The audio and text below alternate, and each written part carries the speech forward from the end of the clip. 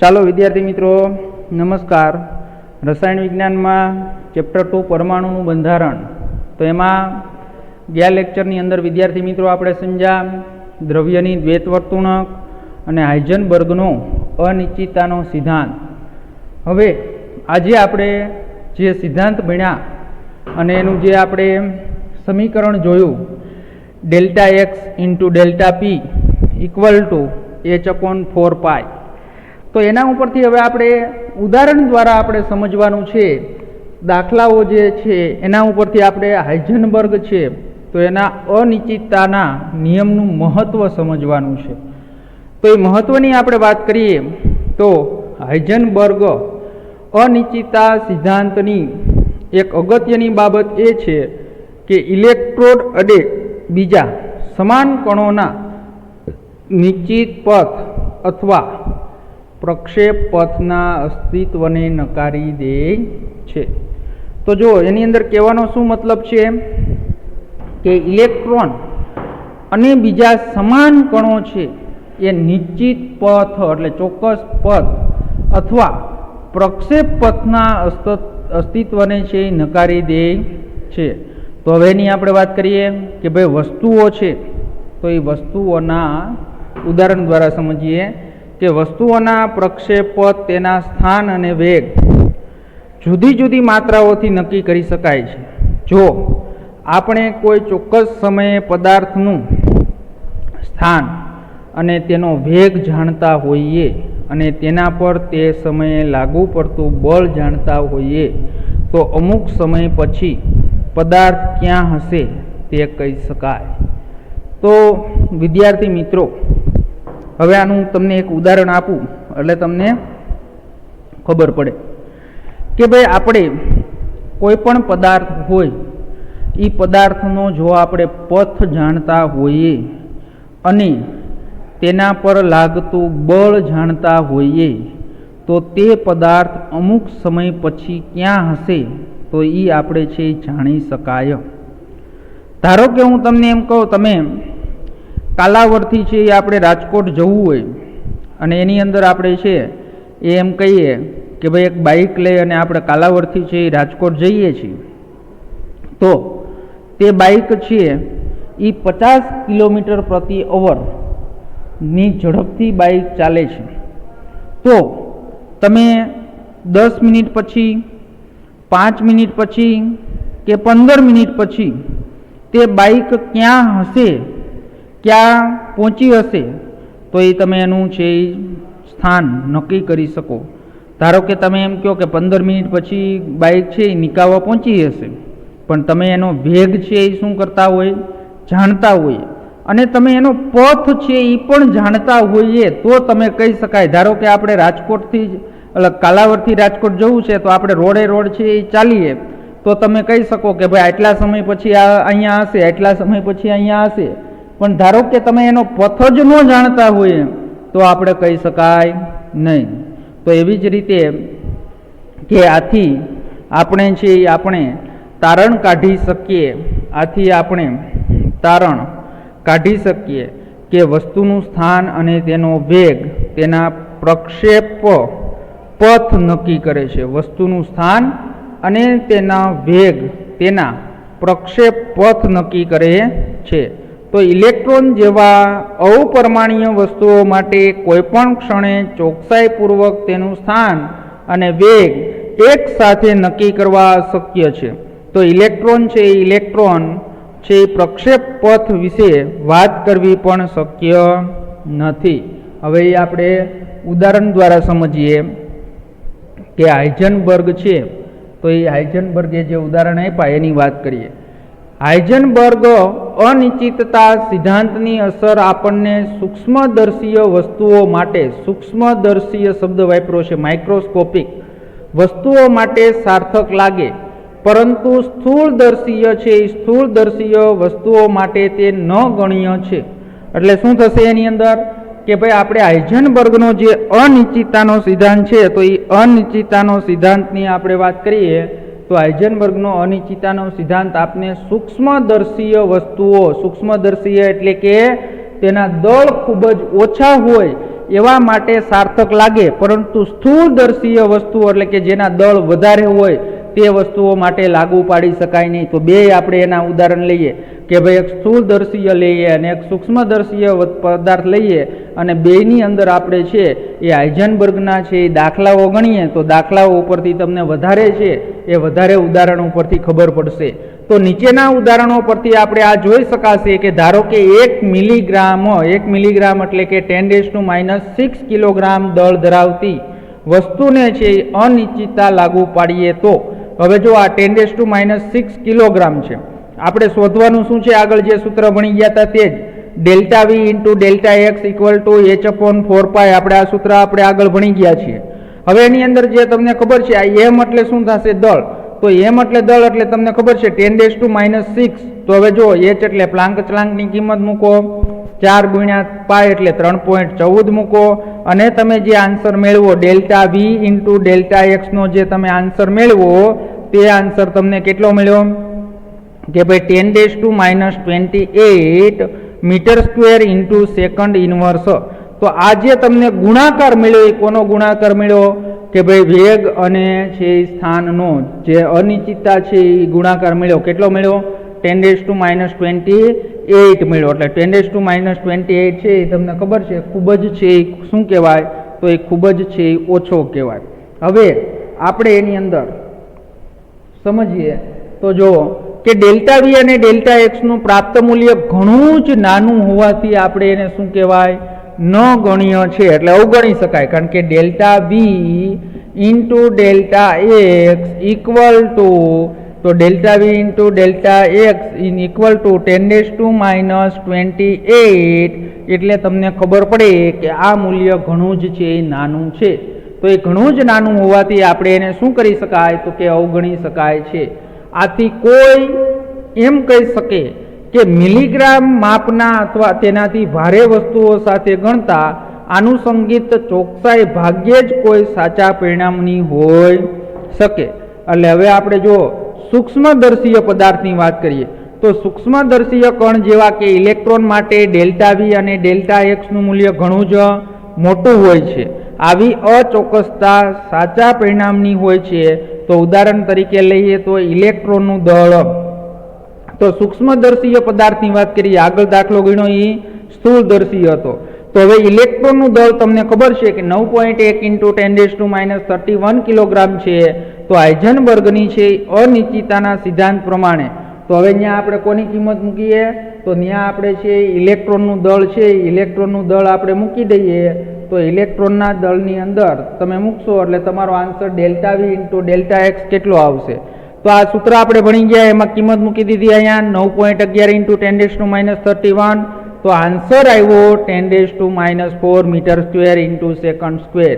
તો એનો અર્થ શું થાય, તો આનો અર્થ એમ થાય છે કે કોઈ ઇલેક્ટ્રોનનું ચોક્કસ સ્થાન નક્કી કરવાનો પ્રયત્ન કરે તો એની અંદર અનિશ્ચિતતા ફક્ત કેટલી છે, તો અનિશ્ચિતતા છે એ 10⁻⁻ છે અને ગતિ છે એ ગતિમાં અનિશ્ચિતતા થશે. હવે જો કે અહીંયા આન્સર કેટલો આપ્યો 10⁻⁴ metre square into second inverse.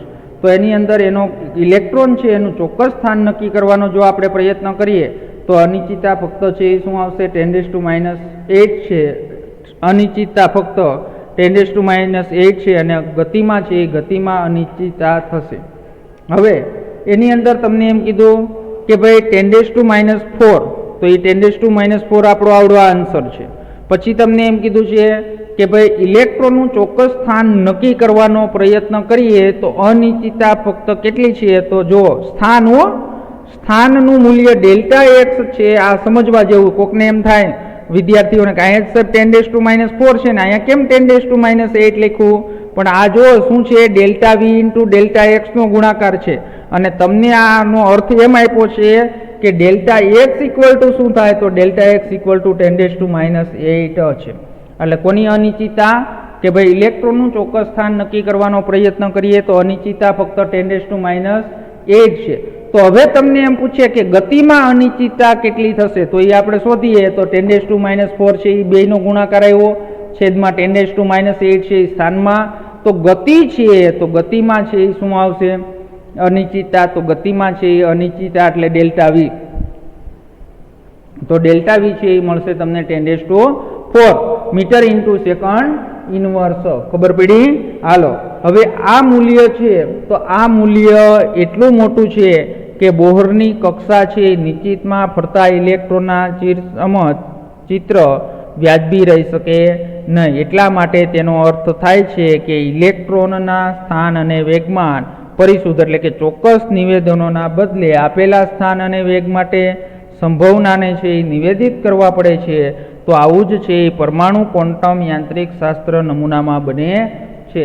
તો હવે આપણે બોહરની જે પરમાણ્વીય કક્ષા હતી એના કરતાં આનું મૂલ્ય છે એ કેટલું મળે છે? ખૂબ જ વધારે, 10⁴.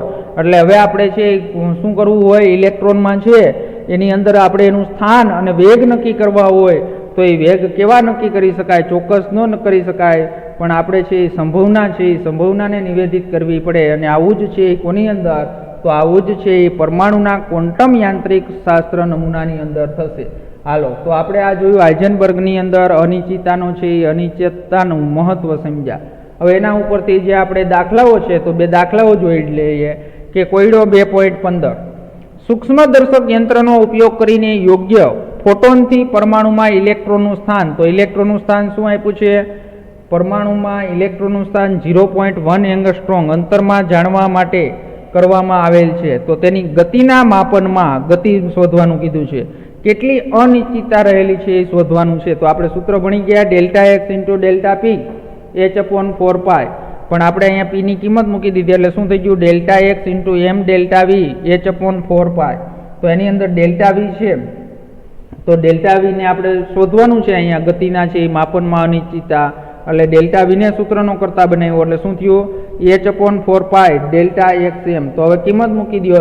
0.1 એંગસ્ટ્રોમ છે તો એ 0.1 એંગસ્ટ્રોમને છે એ આપણે શું કરીએ? તો 0.1 એંગસ્ટ્રોમને છે એ 0.1 એંગસ્ટ્રોમ એટલે એને મીટરમાં ફેરવી નાખીએ.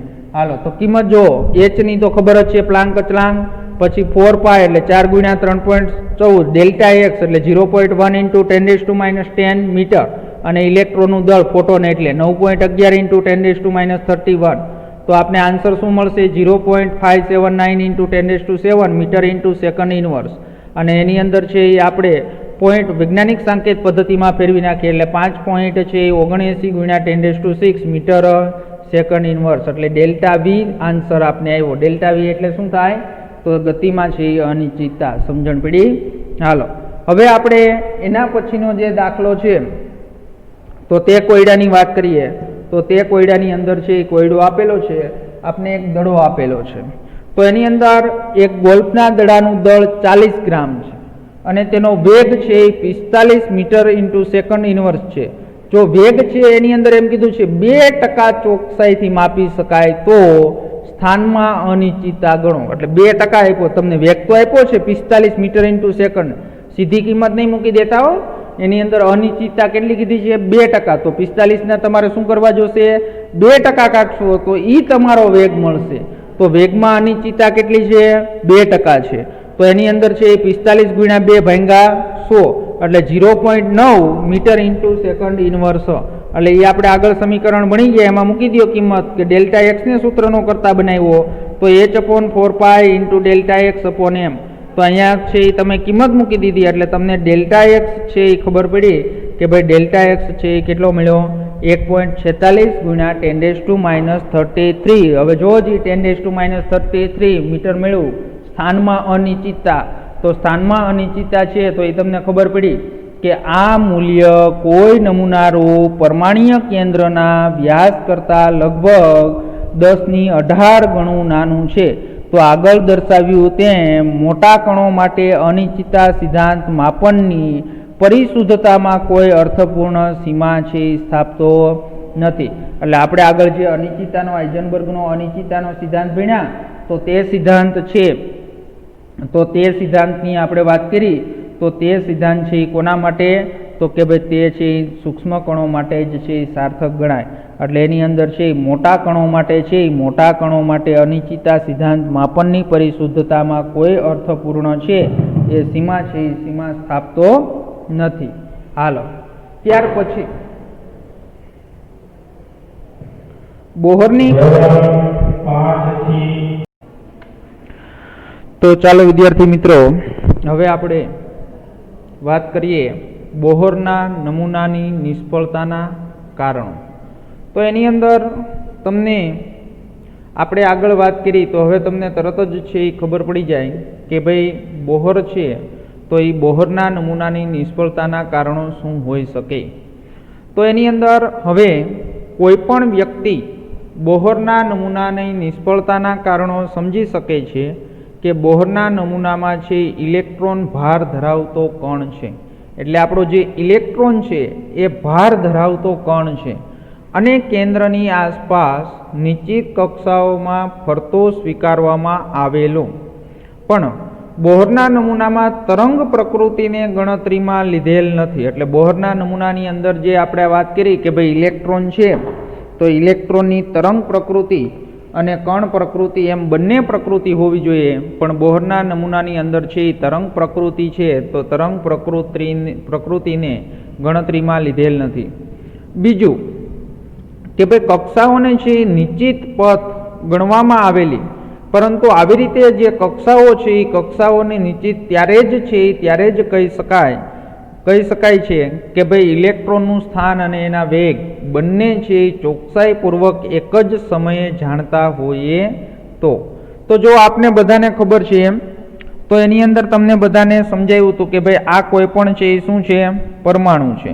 આ પરમાણુનું કેન્દ્ર છે અને બોહરના પરમાણ્વીય નમૂનાની અંદર તમે ભણી ગયા કે બોહરના પરમાણ્વીય નમૂનાની અંદર આપણે એમ કીધું ઇલેક્ટ્રોન છે એ કોઈ ચોક્કસ પથ ઉપર છે એ શું કરે છે, તો ચોક્કસ પથ ઉપર ઇલેક્ટ્રોન છે એ ગતિ કરે છે. જો ચોક્કસ પથ ઉપર ઇલેક્ટ્રોન છે એ ગતિ કરતો હોય તો તરત જ આપને ખબર હોવી જોઈએ કે તો આપણે એમ કીધું કે ભાઈ ઇલેક્ટ્રોનનું સ્થાન અને એનો વેગ છે એ શું કરી શકાય, તો ઇલેક્ટ્રોનનું સ્થાન અને વેગ છે એ બંને છે એ ચોકસાઈપૂર્વક માપી શકાય. પણ હમણાં આપણે હાઇઝનબર્ગનો સિદ્ધાંત ભણ્યા તો એના ઉપરથી તમે કીધું કે ભાઈ આ હાઇઝનબર્ગના અનિશ્ચિતતાના સિદ્ધાંત પ્રમાણે શક્ય નથી. તો આમ હાઇડ્રોજન પરમાણુનો છે એ પરમાણુનો બોહરનો નમૂનો છે એ દ્રવ્યના દ્વૈત સ્વભાવને ધ્યાનમાં લેતો નથી અને હાઇઝનબર્ગના છે એ સિદ્ધાંતનો શું કરે છે, વિરોધાભાસ છે એ દર્શાવે છે. એટલે હાઇઝનબર્ગના સિદ્ધાંત પ્રમાણે એમ થાય કે ભાઈ જો આપણે કોઈ પણ પદાર્થ છે ચોક્કસ પથ ઉપર ગતિ કરે તો તે શું કરી શકાય કે ભાઈ એનું સ્થાન અને એનો વેગ છે એ વેગ છે ચોકસાઈપૂર્વક માપી શકાય. પણ હાઇઝનબર્ગનો જે સિદ્ધાંત આપણે છે એ સમજી ગયા તો એના ઉપરથી આપણે કહી શકાય કે ભાઈ ચોક્કસ છે આપણે એનો વેગ અને એનું સ્થાન છે એ નક્કી કરી શકતા નથી. તો હવે આપણે વાત કરીએ તો હવે એમાં તમે જોઈ શકો છો કે આ હાઇઝનબર્ગ છે તો હાઇઝનબર્ગની શું થશે, તો હાઇઝનબર્ગ છે તો એ હાઇઝનબર્ગની અનિશ્ચિતતા જે છે એ હાઇઝનબર્ગના અનિશ્ચિતતાના સિદ્ધાંત ઉપરથી છે એ તમે સમજી શકો છો કે ભાઈ બોહરના પરમાણ્વીય નમૂનો છે તો એ બોહરના પરમાણ્વીય નમૂનાની શું સમજી શકીએ આપણે, મર્યાદા છે એ મર્યાદા સમજી શકીએ.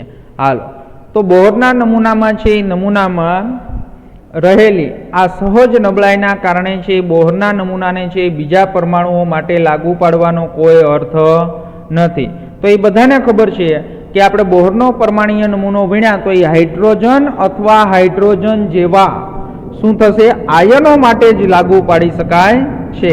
અને ખરેખર તો પરમાણુની રચનામાં જો ડોક્યું જરૂરી હતું કે જે દ્રવ્ય માટે તરંગ કણ ગુણધર્મ સમજાવે છે અને હાઇઝનબર્ગના છે અચોક્કસતા સિદ્ધાંત સાથે છે એ શું થાય છે, સુસંગત રહે છે.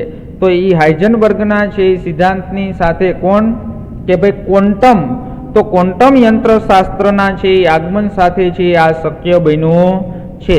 તો હવે તમે વિચારી શકો છો કે આપણે બોહરનો પરમાણ્વીય નમૂનો છે એની પણ અમુક છે એ લિમિટેશન હોવાના કારણે નવો એક છે એ આપણે સિદ્ધાંતની જરૂર પડશે.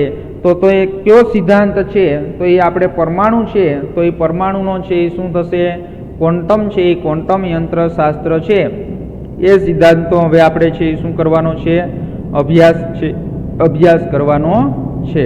હાલો, તો એની અંદર આપણે અભ્યાસ કરીએ. પરમાણુ છે તો એ પરમાણુનો ક્વોન્ટમ યાંત્રિક નમૂનાની આપણે વાત કરીએ છીએ અને જે હાલમાં આપણે છે પરમાણુનો ક્વોન્ટમ યાંત્રિક નમૂનો છે તો એ નમૂનો આપણને અત્યારે ઉપયોગ કરી રહ્યા છીએ. તો એની અંદર પરમાણુનો જે ક્વોન્ટમ યાંત્રિક નમૂનો છે તો એની આપણે વાત કરીએ, અને ત્યાર પછી આપણે એની અંદર કે ભાઈ જે સમીકરણ છે તો એ સમીકરણ અને એના ઉપરથી ક્વોન્ટમ યંત્રશાસ્ત્ર છે એનો આપણે અભ્યાસ કરવો છે. તો પરમાણુનો ક્વોન્ટમ યાંત્રિક નમૂનાનો છે એ અભ્યાસ કરીએ કે ભાઈ ન્યૂટનના ગતિના નિયમો પર આધારિત ચીરચમત યંત્રશાસ્ત્ર છે એ સફળતાપૂર્વક સ્થૂળ કણો જેવા કે પથ્થરનું પડવું, ગ્રહોનું કક્ષામાં ફરવું વગેરેનું વર્ણન છે એ વર્ણન કરી શકે છે. તો જે ન્યૂટનના ગતિના નિયમો છે એ આપણે અભ્યાસ કર્યો છે. તો ન્યૂટનના ગતિના નિયમો પર આધારિત યંત્રશાસ્ત્ર છે એ સફળતાપૂર્વક સ્થૂળ કણો જેવા કે પથ્થરનું ઉપરથી પડવું, ગ્રહોનું કક્ષામાં ફરવું વગેરેનું વર્ણન છે એ કરી શકે છે. પણ અગાઉના વિભાગમાં જોયું તેમ આ પદાર્થો કણ તરીકેની વર્તણૂક દર્શાવે છે, પરંતુ જ્યારે આ નિયમો છે એ સૂક્ષ્મદર્શીય પદાર્થ કે જેવા કે ઇલેક્ટ્રોન, પરમાણુ અને અણુ વગેરે માટે છે એ શું થશે કે ભાઈ સમજાવવા માટે છે નિષ્ફળ નીવડે છે. તો એ બધાને ખબર છે કે આપણે ઇલેક્ટ્રોનની વાત કરતા હોય, પરમાણુની વાત કરતા હોય, અણુની વાત કરતા હોય તો ત્યાં આપણે ન્યૂટનના ગતિના નિયમો છે એ લાગુ પાડી શકાતા નથી. તો એનું કારણ શું છે? તો આનું કારણ છે ચીરચમત યંત્રશાસ્ત્રએ શું કર્યું તો કે ભાઈ દ્રવ્યનો દ્વૈત સ્વભાવ છે એ ખાસ કરીને અપરમાણ્ય કણો માટે છે અને અનિશ્ચિતતા સિદ્ધાંતને છે એ અવગણતા હતા. અને વિજ્ઞાનની શાખા જે દ્રવ્યની આ દ્વૈત વર્તણૂકને ધ્યાનમાં લે છે તેને શું કહેવાય? ક્વોન્ટમ યંત્રશાસ્ત્ર કહે છે. તો આ ક્વોન્ટમ યંત્રશાસ્ત્રની વ્યાખ્યા છે કે ભાઈ વિજ્ઞાનની એવી શાખા જે દ્રવ્યની છે એ શું કરે છે? દ્વૈત વર્તણૂકને ધ્યાનમાં લે છે. જો ન્યૂટનના ગતિના નિયમની વાત કરતા હતા ત્યારે આપણે એની અંદર માત્ર ને માત્ર શું કર્યું? તો માત્ર ને માત્ર છે એ આપણે કણ પ્રકૃતિ છે એ સ્થૂળ કણો જેવા છે એની જ વાત કરી હતી. ત્યાં દ્વૈત સ્વભાવની વાત નહોતી કરી.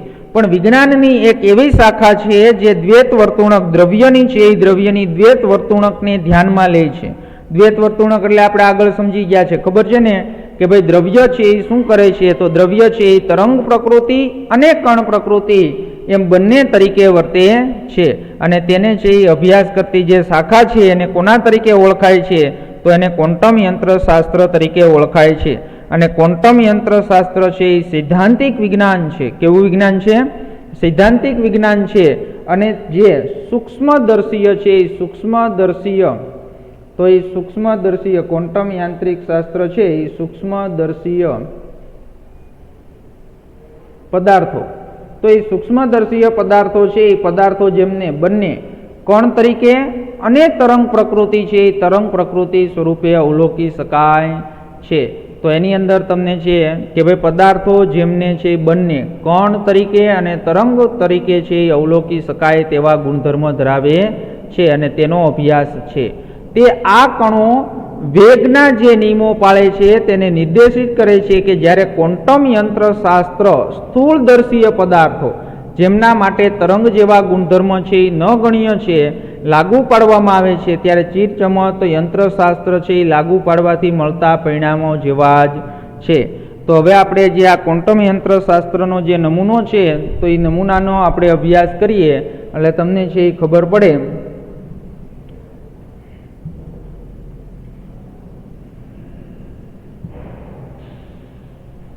હાલો, તો એની અંદર આપણે આ નમૂનો જે છે તો એ નમૂનાની અંદર તમે જોઈ શકો છો કે ભાઈ ક્વોન્ટમ યંત્રશાસ્ત્ર છે તો એ ક્વોન્ટમ યંત્રશાસ્ત્ર 1926માં સ્વતંત્ર રીતે વર્નર હાઇઝનબર્ગ અને ઇર્વિન શ્રોડિંજરે છે એ વિકસિત કરેલ છે. તો ક્વોન્ટમ યંત્રશાસ્ત્રનો જે નમૂનો છે એ વર્નર હાઇઝનબર્ગ અને ઇર્વિન છે એ શ્રોડિંજરે વિકસિત કરેલો છે. તો આપણે અહીંયા એક ક્વોન્ટમ યંત્રશાસ્ત્રની ચર્ચા કરવાની છે જે તરંગ ગતિના વિચારો પર આધારિત છે. અને ક્વોન્ટમ યંત્રશાસ્ત્રનું મૂળભૂત સમીકરણ જે શ્રોડિંજરે છે એ વિકસાવેલું છે અને 1933માં છે ભૌતિક વિજ્ઞાનમાં છે એને નોબેલ પારિતોષિક પણ મેળવેલું હતું. શ્રોડિંજર નામના વૈજ્ઞાનિકે શ્રોડિંજર સમીકરણ છે એ સમીકરણ મેળવ્યું છે. તો આ સમીકરણ જેમાં દ બ્રોગલી દ્વારા રજૂ કરાયેલ તરંગના સ્વભાવનો પણ સમાવેશ કરવામાં આવેલો છે અને તે ખૂબ જ સમીકરણ છે એ કેવું છે? તો શ્રોડિંજર સમીકરણ છે એ ખૂબ જ કેવું છે? જટિલ છે. અને તેનો છે એ ઉકેલ માટે ઉચ્ચતર ગણિતશાસ્ત્રીની જરૂર પડશે અને ઉચ્ચતર ધોરણમાં છે તેનો આપણે ઉકેલ છે એ વિશે છે એ વિશે આપણે આગળ જ્યારે અભ્યાસ કરશો ત્યારે એની અંદર આવશે શ્રોડિંજર સમીકરણો. હાલો, તો એની અંદર શ્રોડિંજર સમીકરણ આપણે અહીંયા નવી ટેક્સ્ટબુક છે એ નવી ટેક્સ્ટબુકની અંદર શ્રોડિંજર સમીકરણ નથી આપ્યું, પણ હમણાં તમને છે એ શ્રોડિંજર સમીકરણ છે એ પણ તમને લખી નાખો એટલે એ તમારી ટેક્સ્ટબુકમાં છે એ ટેક્સ્ટબુકમાં તમે લખી નાખજો. હાલો, હવે વાત કરીએ તો એની અંદર જે શ્રોડિંજર સમીકરણ છે એટલું જ બધું છે જટિલ હોવાના કારણે તેનું છે શું થશે તો તેનું છે એ ઉકેલ મેળવવા માટે ઉચ્ચ ગણિતશાસ્ત્રીની જરૂર પડશે. હવે એ શ્રોડિંજર સમીકરણ છે એનું અહીંયા ખાલી શું આપ્યું છે આપને વર્ણન છે એ વર્ણન આપેલું છે એટલે એનો આગળ છે એ આપણે કાંઈ અભ્યાસ કરવાનો નથી અને જેનું સમીકરણ છે એ હમણાં આ હાઇડ્રોજન પરમાણુ અને શ્રોડિંજર સમીકરણ છે એ ત્યાર પછી હું તમને લખી દઉં એટલે એ તમારી ટેક્સ્ટબુકમાં લખી નાખજો. JEE નીટની અંદર છે એ પૂછાય તો તમને ખબર પડે. તો પરમાણુ કે અણુ જેવી પ્રણાલી કે જેની ઉર્જા છે એ સમય સાથે બદલાતી નથી. તો આપણે બધાને ખબર છે કે ભાઈ પરમાણુ કે અણુ છે એ જે પ્રણાલી છે જેની ઉર્જા છે એ સમય સાથે બદલાતી નથી. તો એના માટેનું શ્રોડિંજર સમીકરણ છે એ સમીકરણ શું આપ્યું છે H કેરેટ સાય અને ઇક્વલ ટુ E સાય પ્રમાણે લખી શકાય. અને જ્યાં H કેરેટ છે એ શું છે ગાણિતીય કારક છે અને જેને છે હેમિલ્ટોનિયન કારક કહેવામાં આવે છે. અને શ્રોડિંજરે છે એ પ્રણાલીની કુલ ઉર્જા માટેના પદો માટે આ કારકની રચનાની માહિતી આપી હતી અને પ્રણાલીની કુલ ઉર્જા બધા જ અપરમાણ્વીય કણો એટલે કે ઇલેક્ટ્રોન અને કેન્દ્રની ગતિશક્તિ અને કેન્દ્ર અને ઇલેક્ટ્રોન વચ્ચે છે એ અપાકર્ષણ તથા ઇલેક્ટ્રોન અને કેન્દ્રના છે એ વ્યક્તિગત રીતે અપાકર્ષણના વિભવને ધ્યાનમાં લીધા હતા. અને આ સમીકરણનો ઉકેલ છે કોણ આપશે તો E એટલે છે ઉર્જા અને સાય છે એ શું છે તો એ છે એ અચળાંક છે. તો એ સમીકરણનો છે એ ઉકેલ આપે છે. તો હવે આપણે આ જે શ્રોડિંજર સમીકરણ છે તો એ સમીકરણ અહીંયા આપેલું નથી, ખાલી એનું વર્ણન આપેલું છે અને આ તૈયાર કરવાની પણ જરૂર નથી, ખાલી આપને માહિતી એની હોવી જોઈએ. હવે વાત કરવી છે આપણે હાઇડ્રોજન પરમાણુ છે તો એ હાઇડ્રોજન પરમાણુ છે એ પરમાણુ અને શ્રોડિંજર સમીકરણ છે એ સમીકરણ આપણે સમજવું છે. તો હાઇડ્રોજન પરમાણુ અને શ્રોડિંજર સમીકરણની વાત કરીએ તો જ્યારે શ્રોડિંજરનું સમીકરણ હાઇડ્રોજન પરમાણુ માટેના ઉકેલ માટે ઉપયોગમાં લેવાયું ત્યારે તેના ઉકેલથી શક્ય ઉર્જા સ્તર કે જે ઇલેક્ટ્રોન ધરાવી શકે છે અને તેમને અનુરૂપ દરેક ઉર્જા સ્તર સાથે સંકળાયેલા તરંગ વિધેય અને તરંગ વિધેય છે સાય તરીકે અને આ ક્વોન્ટીકૃત ઉર્જા સ્તર અને તેને અનુરૂપ તરંગ વિધેયો છે જેમને 3 ક્વોન્ટમ આંક મુખ્ય ક્વોન્ટમ આંક n, ગૌણ ક્વોન્ટમ આંક l અને ચુંબકીય ક્વોન્ટમ આંક ml ના સેટથી છે એ લાક્ષણિક કરવામાં આવ્યા છે અને તે શ્રોડિંજર સમીકરણના ઉકેલ તરીકે સહજ પરિણામ હતું. અને જ્યારે કોઈ ઇલેક્ટ્રોન છે કોઈ ઉર્જા સ્તર તો ઇલેક્ટ્રોન છે એ કોઈ ઉર્જા સ્તર છે એ ઉર્જા સ્તરમાં હોય ત્યારે તેને અનુરૂપ તરંગ વિધેય છે એ તરંગ વિધેય જ્યારે ઇલેક્ટ્રોન છે એ કોઈ ઉર્જા સ્તરમાં હોય ત્યારે તેને અનુરૂપ તરંગ વિધેયના ઇલેક્ટ્રોન વિશેની બધી જ માહિતી ધરાવે છે. તો તરંગ વિધેય છે એ ગાણિતિકીય વિધેય છે અને જેનું મૂલ્ય છે એ પરમાણુમાં રહેલા ઇલેક્ટ્રોનના યામો પર આધાર રાખે છે. XYZ આપણે જે ગ્રાફ દોરીએ છીએ એ એના શું છે યામ, અને તેના કોઈ ભૌતિક અર્થ થતો નથી. અને હાઇડ્રોજન અથવા હાઇડ્રોજન જેવી સ્પીસીસ જેમાં એક ઇલેક્ટ્રોન જ હોય છે તેમના તરંગ વિધેયોને છે એ પરમાણ્વીય કક્ષકો કહે છે. શું કહેવાય? પરમાણ્વીય કક્ષકો કહે છે. અને આવી એક ઇલેક્ટ્રોન ધરાવતી સ્પીસીસને લગતા આવા તરંગ વિધેયોને છે એક ઇલેક્ટ્રોન પદ્ધતિ કહેવાય છે. તો તમને ખબર છે કે હાઇડ્રોજન અથવા હાઇડ્રોજન જેવી સ્પીસીસ જેમાં શું હોય છે એક જ ઇલેક્ટ્રોન હોય છે તો તેમના તરંગ વિધેયોને શું કહેવાય? પરમાણ્વીય કક્ષકો કહે છે. અને આવી એક ઇલેક્ટ્રોન ધરાવતી જે સ્પીસીસ છે એને લગતા આવા તરંગ વિધેયો છે તો એ વિધેયોને છે એક ઇલેક્ટ્રોન પદ્ધતિ કહે છે. તો પરમાણુમાં છે એ પરમાણુમાં કોઈ પણ બિંદુએ ઇલેક્ટ્રોન મળી આવવાની જે સંભાવના છે તો પરમાણુમાં કોઈ પણ બિંદુએ છે ઇલેક્ટ્રોન મળી આવવાની સંભવ્યતા છે તે બિંદુએ શું કહેવાય? સાઈ સ્ક્વેરને સમપ્રમાણમાં હોય છે. તો વિદ્યાર્થી મિત્રો આ ખાસ છે, એ આપણે આગળ આવશે અભ્યાસ કરવાનું, પણ અત્યારે પણ અહીંયા અંડરલાઈન કરી નાખજો. પરમાણુમાં કોઈ પણ બિંદુએ ઇલેક્ટ્રોન મળી આવવાની સંભવ્યતા છે તે બિંદુને શું કહેવાય? સાઈ સ્ક્વેરના સમપ્રમાણમાં હોય છે. એનો અભ્યાસ આપણે આગળ છે ગ્રાફ દોરશું, અને ગ્રાફ ઉપરથી આની માહિતી વધારે હું તમને આગળ આપીશ. કક્ષકોની જ્યારે વાત આવશે ત્યારે આ જ ચેપ્ટરમાં. હાલો, હાઇડ્રોજન પરમાણુ માટેના ક્વોન્ટમ યંત્રશાસ્ત્રીય પરિણામો છે સફળતાપૂર્વક હાઇડ્રોજન પરમાણુની બધી જ બાબતો, જેમાં બોહરના નમૂનાના આધારે છે એ ન સમજાવી શકાયેલ બાબતોનો પણ અહીંયા સમાવેશ થાય છે, અને તે સમજાવી શકાય છે. તો બોહરના પરમાણુય નમૂનાની જે વિદ્યાર્થી મિત્રો ખામી હતી, તો એ ખામી આ ક્વોન્ટમ યંત્રશાસ્ત્રીય પરિણામો છે એ શું આપે છે? સફળતાપૂર્વક છે એ આપને સમજાવી શકે છે. તો એની અંદર એટલે જે બોહરના પરમાણુય નમૂનો છે એના કરતાં આ જે પરમાણુય નમૂનો છે એ પરમાણુય નમૂનો શું કરે છે? તો આ પરમાણુય નમૂનો છે એ બધું જ સમજાવી શકે છે. તો શ્રોડિંજર સમીકરણ બહુ ઇલેક્ટ્રોન ધરાવતા પરમાણુને લાગુ પડતા મુશ્કેલી સર્જાય છે. જો હાઇડ્રોજન હોય તો હાઇડ્રોજનમાં તો એક જ ઇલેક્ટ્રોન છે, પણ હાઇડ્રોજન છે એ હાઇડ્રોજન સિવાયના પરમાણુની વાત કરીએ તો ઇલેક્ટ્રોન છે એ શું થઈ જશે? એક કરતાં વધારે. એટલે એને આપણે શું કહેશું? બહુ ઇલેક્ટ્રોનીય ધરાવતા પરમાણુ.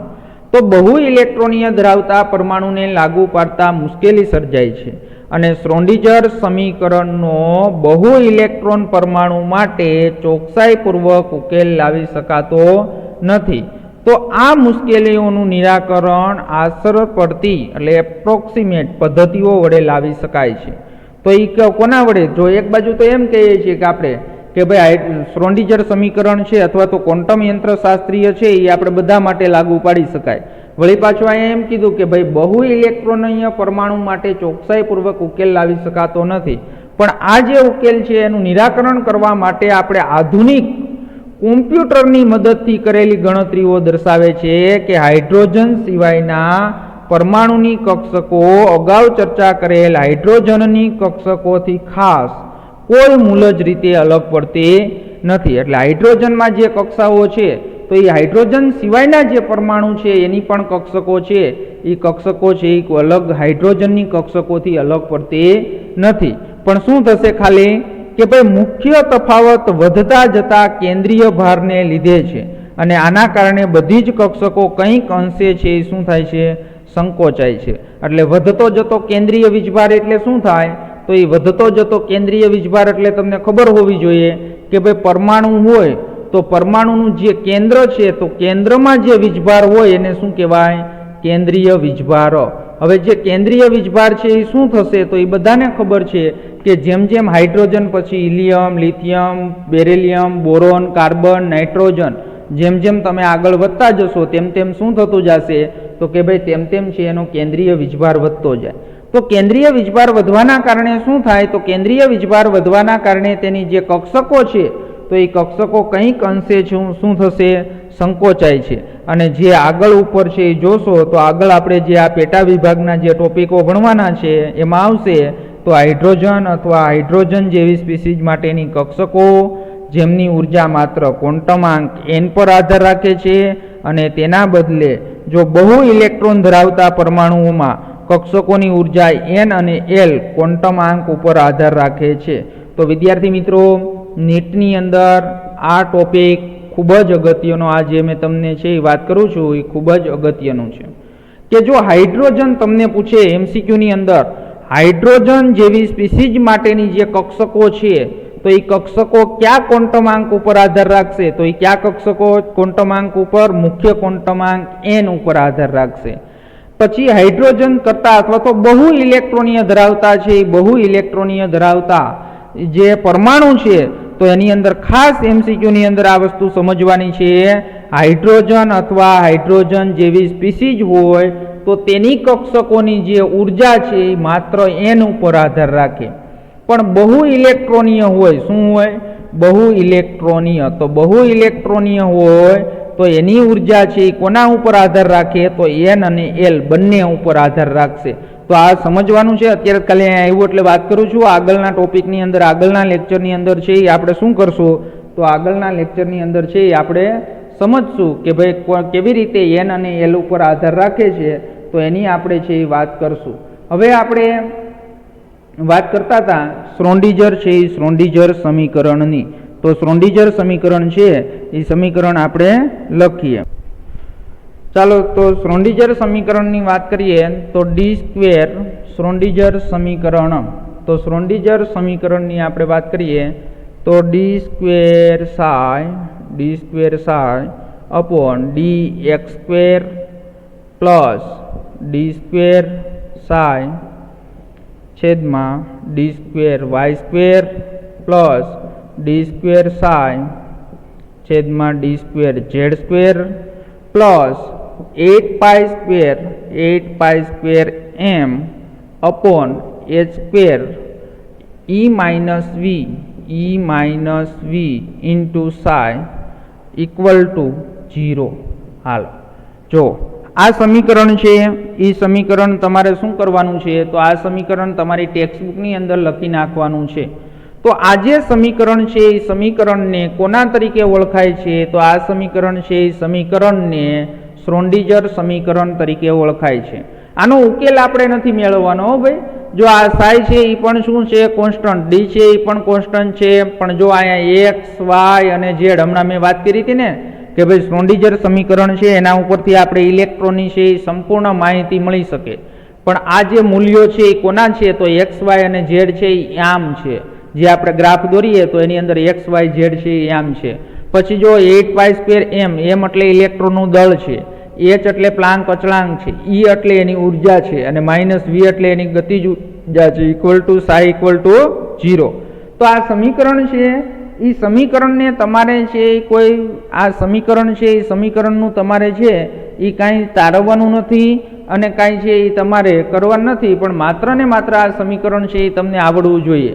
આ ટેક્સ્ટબુકની અંદર છે એ ટેક્સ્ટબુકની અંદર નથી આપ્યું. જૂની ટેક્સ્ટબુકની અંદર આ સમીકરણ છે એ આપેલું હતું. તો આ સમીકરણ છે એ સમીકરણને શું કરવાનું છે? તો આ સમીકરણને તમારી ટેક્સ્ટબુકમાં લખી નાખવાનું છે. જો JEE નીટની અંદર તમને છે એ ક્વેશ્ચન પૂછાય કે નીચેનામાંથી કયું શ્રોડિંજર ઇક્વેશન છે, તો આ ઇક્વેશન છે એને શ્રોડિંજર ઇક્વેશન તરીકે ઓળખાય છે. તો વિદ્યાર્થી મિત્રો, આપણે હવે જે ક્વોન્ટમ યાંત્રિક શાસ્ત્ર નમૂનો છે એ નમૂનાનો જે અભ્યાસ કરીએ છીએ તો એમાં હવે આવતા લેક્ચરની અંદર જે ટોપિક આવશે તો એ મોસ્ટ IMP ટોપિક છે અને જે આપણે કક્ષકો અને ક્વોન્ટમ આંકની વાત કરવાની છે. શું વાત કરવાની છે? કક્ષકો અને ક્વોન્ટમ આંક છે એ ક્વોન્ટમ આંકની વાત કરવાની છે. તો વિદ્યાર્થી મિત્રો, અહીંયા સુધી કમ્પ્લીટ તૈયાર કરી નાખજો. આવતા લેક્ચરથી છે આપણે કક્ષકો અને ક્વોન્ટમ આંક છે એ ક્વોન્ટમ આંકની વાત કરીશું.